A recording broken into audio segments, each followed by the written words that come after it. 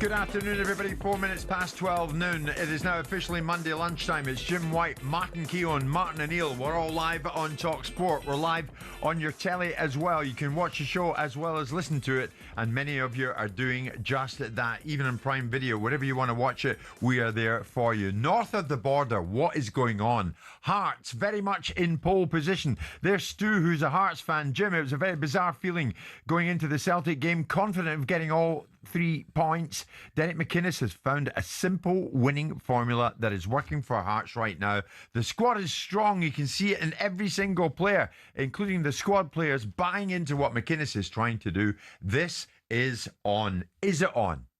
Are Hearts about to disrupt the old firm and go all the way and win this thing? They went 8 points clear of Celtic at the top of the Scottish Premiership, and they swept the Scottish champions aside by 3-1. Martin O'Neill in studio with us. Before we get Martin's taking it, let's get Celtic boss Brendan Rodgers taking it.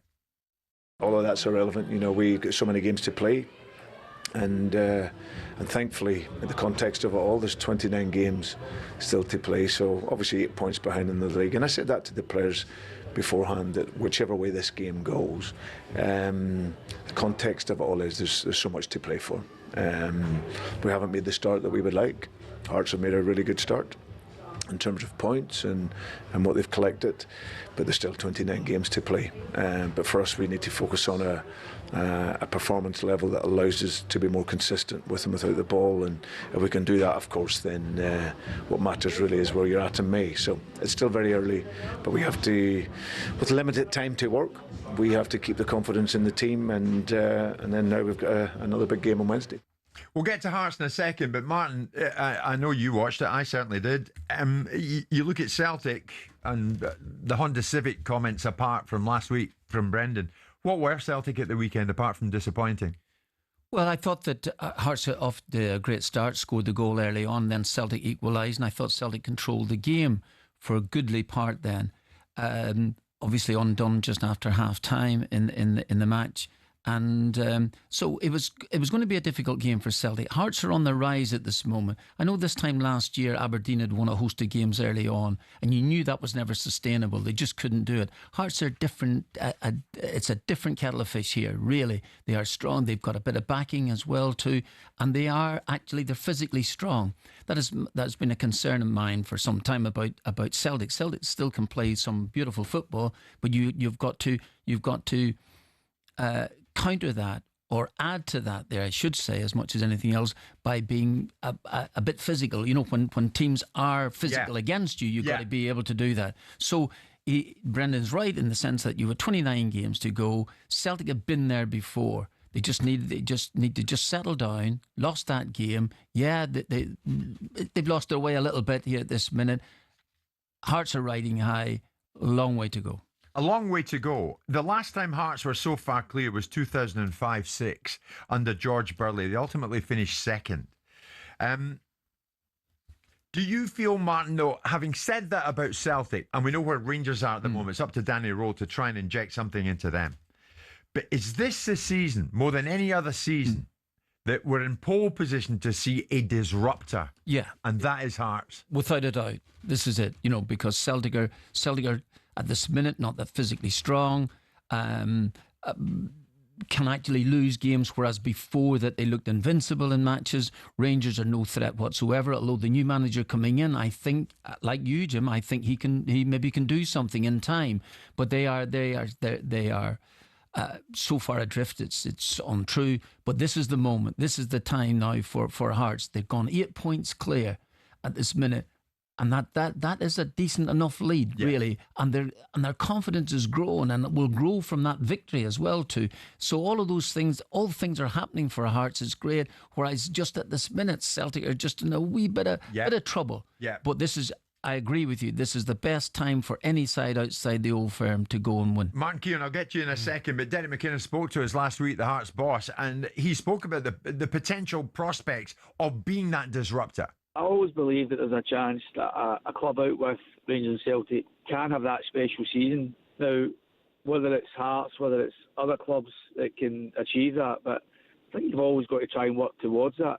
And we're just trying to keep our head down and just work hard and improve as we go along. If we can continue to improve day to day and improve our performances, then of course we feel there's more wins in us than not. But there's also defeats in us and a belt in the mouth round the corner if we don't do our work right, and we just have to try and keep doing our job well. I mean, your boy was up in Scotland for a while, Martin. You know the Scottish game. You've been up there a lot, and I know that, and you and I have often spoken about it. I mean, this would be seismic for the game up there if Hearts at the end of the season are to get their hands on that Scottish Premiership trophy. I think it's refreshing, really, to see that there's a bit of a change of the guard. They've won 8 games this season. This is not, I don't think it's going to go away. They've got to keep the consistency going. Maybe Brendan will start to try and chip away a little bit to sort of, okay, we've done it many times. Have they got that about them? And there's lots of games to come, of course. But to have beaten Rangers, to have beaten Celtic, these are big scalps. When you play, I mean, maybe it doesn't happen at Hearts, but pretty well out everywhere else, that they bring such a massive support. Celtic Rangers, they just overtake, don't they, the home ground. You're pushed out of your home area. Certainly we're at Partick Thistle, which I've mentioned on many occasions. That for me was quite striking. Yeah, but Martin, they dominate. O'Neill, did you not sense yesterday, as I did, that there is an absolute anticipation? There's a pulse at that football club at Hearts. Now, they expect. But it's good. They expect performances. They expect results. They feel it in their bones that something's on. And the Hearts are historically a very, very fine football club. In fact, outside Ibrox, I felt it the most intimidating ground to go to because the crowd are right on top of you. So they've got a little bit of money behind them. Tony Bloom was up there. They've got this, and they've got momentum going, which is a big, big thing at this minute. And with Celtic just struggling a little bit and Rangers nowhere to be seen, then this is an opportunity. But it is, as we talked about at the top of the programme here about Arsenal, a long, long way to go. And there is a long way to go, but there is momentum gathering at Tynecastle. But Martin, I mean, you were Celtic boss. And of course, I remember the time, and you had huge success. So have Celtic had huge success. The fact that Hearts haven't in the league for so long, will that count for a lot? Now, by no means do I want to disappoint every Hearts fan in the land tuning into us this lunchtime, but might that end up being the difference? That in and around Tynecastle and amongst the players, they don't know what it's like. The know-how to go out there and win that damn title. Yeah, but Celtic have got that. Hearts don't. Yeah, but that's the excitement about Tynecastle at the moment. I think this is it, going into the unknown. I mean, there was a feeling, the feeling among Hearts fans that they could get something against Celtic. This is the point, which hasn't happened for a long, long time.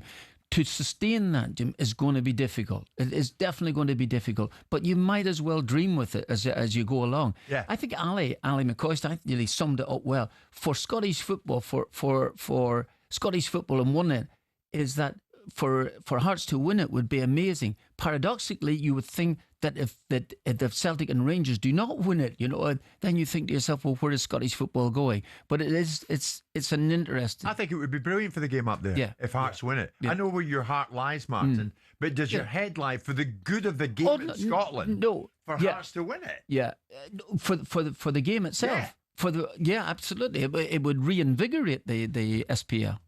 Exactly. I wonder if Hearts fans listening this lunchtime are confident about it. Many of you will be listening. Many of you might want to come on.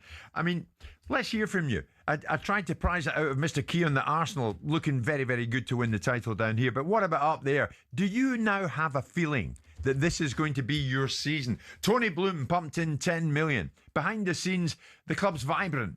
But certainly on the field, the club is vibrant. And you guys are enjoying every single moment. So much that you think you'll win the title, even if we're not even into November yet? Let me know. 03717 2233 44 810 89. Hearts, glorious Hearts.